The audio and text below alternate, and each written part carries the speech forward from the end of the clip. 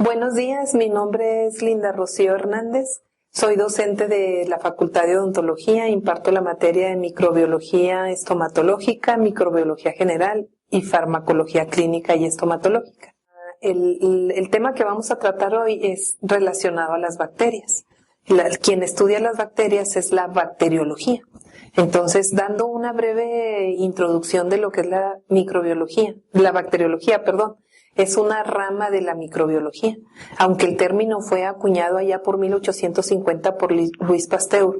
La historia nos dice que 200 años antes ya había iniciado la historia de la microbiología con Antonio van Leeuwenhoek al observar animálculos.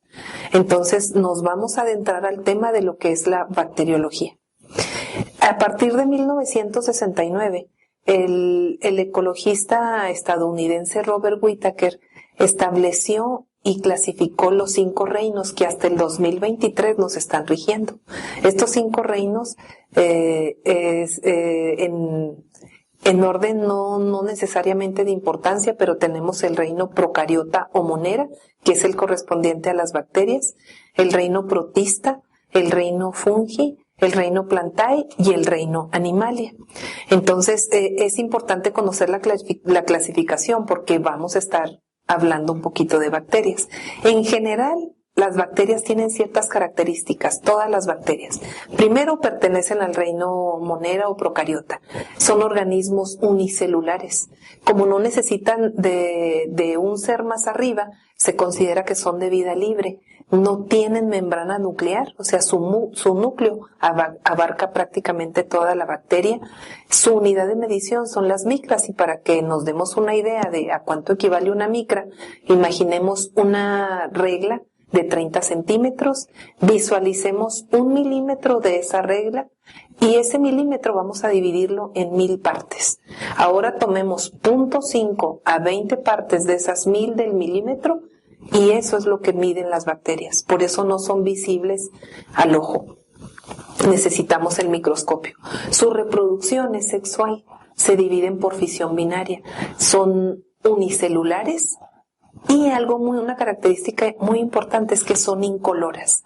Para poder verles el color de su pared celular, tenemos que realizarle la técnica de la tinción de Gram. La tinción de Gram fue establecida en 1880 por Christian Gram y hasta el 2023 ha sido de gran utilidad porque nos ha permitido conocer la pared celular de las bacterias. Tenemos básicamente 3 formas bacterianas.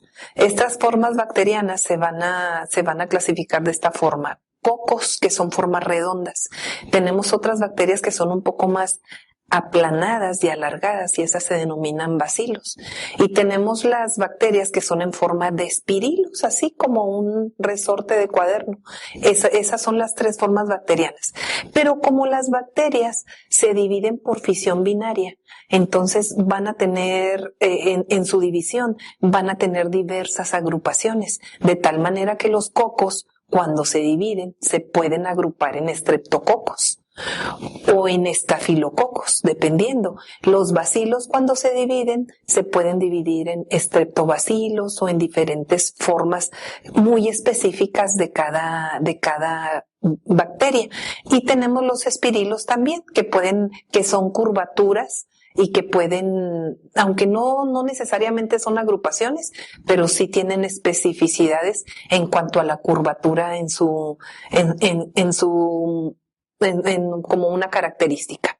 Entonces, la bacteria tiene 6 elementos que son básicos, que son habituales. Si los tuviera que comparar con órganos de mi cuerpo, puedo elegir 6 órganos vitales. Puede ser el corazón, el cerebro, el páncreas, el estómago. Las bacterias tienen 6 elementos. Básicamente es simple la bacteria, pero nos puede causar serios problemas patógenos. Entonces, esos 6 elementos habituales, me voy a ir de afuera hacia adentro. Es la pared celular, y luego tenemos la membrana plasmática. Inmediatamente a la membrana plasmática tenemos el citoplasma. Dentro del citoplasma tenemos los ribosomas, que cada bacteria en promedio tiene alrededor de 10,000. y tiene el genoma distribuido prácticamente en toda la bacteria porque no tiene membrana nuclear. Carecen de membrana nuclear y tenemos unas pequeñas estructuras que se llaman mesosomas, que se cree que estos son los que inician la división celular bacteriana. Ahora, habíamos dicho que las bacterias son incoloras. Para poder observarlas en el laboratorio tenemos que realizarles una coloración, que es la coloración o tinción de Gram, que desde 1880 estamos observando la coloración de las bacterias con esta tinción y consta de cuatro colorantes. Es cristal violeta, yodo lugol, alcohol acetona y safranina. Entonces, en un portaobjetos yo pongo una muestra de la bacteria que quiero observar, la fijo al calor sin quemarla y luego le pongo el primer colorante que es cristal violeta, enjuago, luego el yodo lugol, que es un mordiente que va a fijar más el cristal violeta, enjuago, y luego le pongo el alcohol acetona, que prácticamente le va a dar una decoloración para definir si va a ser su pared celular o rosa o azul. Entonces, el que la pared celular sea Gram positiva va a ser azul, que sea Gram negativa va a ser rosa y nos va a dar, entre otras cosas, indicaciones de qué tipo de bacteria estamos hablando. Las Gram positivas, su pared celular está constituida por una gruesa capa de péptidoglucano o mureína. Si lo pudiéramos comparar con algo para entenderlo, porque estamos hablando de la vida en pequeño, podríamos compararlo con un colchón alto, como en el que dormimos.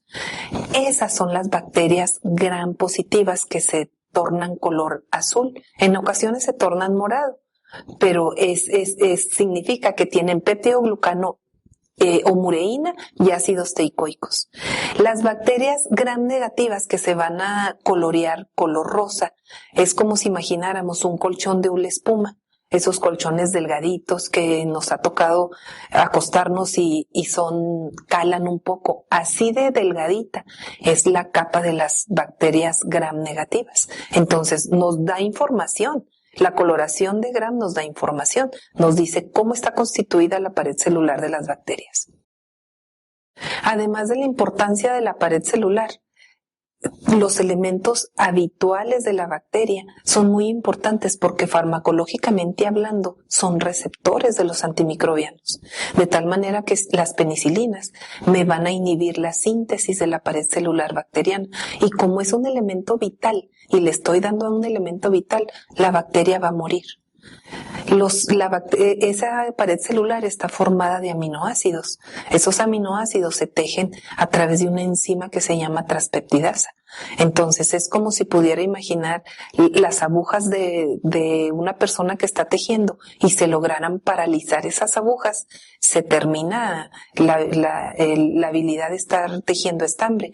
Eso sucede exactamente con los antimicrobianos, hablando de la pared celular. Si hablo del genoma, puedo tener antimicrobianos que me van a la síntesis de ácidos nucleicos. Si estoy hablando de los ribosomas se dividen en dos partes, en dos porciones, la porción 50S y la porción 30S. Yo tengo antimicrobianos que me inhiben la síntesis de proteínas en la porción 50S y antimicrobianos que me inhiben la síntesis de proteínas en la porción 30S. Por lo que es muy importante, si voy a prescribir antimicrobianos, es muy importante conocer la estructura de la bacteria. Además de los elementos vitales o habituales que tiene una bacteria, tiene una serie de elementos que se le llaman facultativos o no habituales, que estos le van a dar mayor virulencia a la bacteria.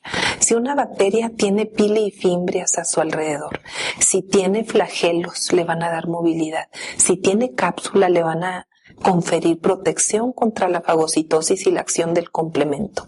Si tiene esporas, le van a permitir que estas esporas salgan al exterior y puedan permanecer viables, según datos, hasta 40 años. Entonces, es muy importante conocer a la bacteria, porque la bacteria forma parte del microbioma, forma parte de mi microbioma intestinal, de mi microbioma oral, de microbioma de la piel. Entonces yo necesito conocer quién es quien está conviviendo conmigo. Entonces, las bacterias nos pueden provocar una serie de infecciones que pueden deteriorar nuestra salud hasta cierto grado. Entonces, hablando hablando un poquito más de su clasificación, vamos a ver que es una amplia variedad de bacterias que tenemos que nos pueden causar patogenicidad. No todas las bacterias se clasifican nada más como una simple bacteria. Yo tengo que clasificarlas en cocos, en bacilos o en espirilos. Si ya los tengo clasificados en cocos, voy a tener que clasificar si son gram positivos o gram negativos. Voy a clasificar si son aerobios, requieren oxígeno para crecer, o si son anaerobios. Y de cada una de los bacilos, de los espirilos, tengo que hacer su clasificación, independientemente que haga la tinción de Gram o la tinción las tinciones preferentemente. Tengo unas pruebas bioquímicas que puedo yo ya utilizarlas para definir un poquito más, o me puedo guiar por técnicas moleculares, que los últimos años las técnicas moleculares han tenido un gran avance y puedo identificar más fácilmente las bacterias en un menor tiempo posible, y si me están causando un cuadro patógeno, puedo darles más rápidamente con un antibiótico efectivo, haciendo un antibiograma para saber a qué tipo de antibióticos son resistentes. Esto es muy importante porque puedo estar tratando una bacteria con un antimicrobiano que no es sensible, la bacteria que es resistente, y lo único que voy a estar haciendo es crear resistencia bacteriana.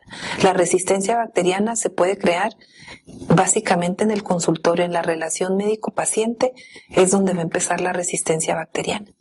Entonces, dando un recorrido de todas las bacterias y sus características básicas más importantes, podemos entrar a un poco la etiología bacteriana de las infecciones de periodoncia.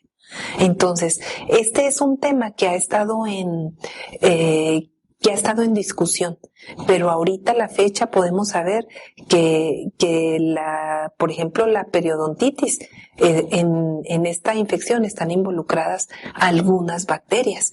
¿Cómo le hacemos para identificar qué tipo de bacteria estamos hablando? Tenemos bacterias en la periodoncia, en la ortodoncia, en la odontopediatría. En cada rama tenemos las bacterias que más tienen participación. Entonces, hablando de la periodoncia, tenemos los que son bacilos gram negativos anaerobios, son los que van a tener una participación en este tipo de infecciones.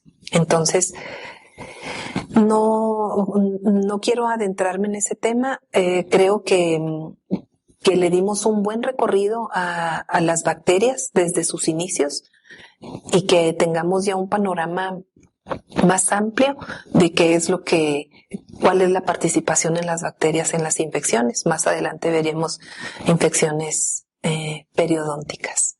Muchas gracias, agradezco su atención.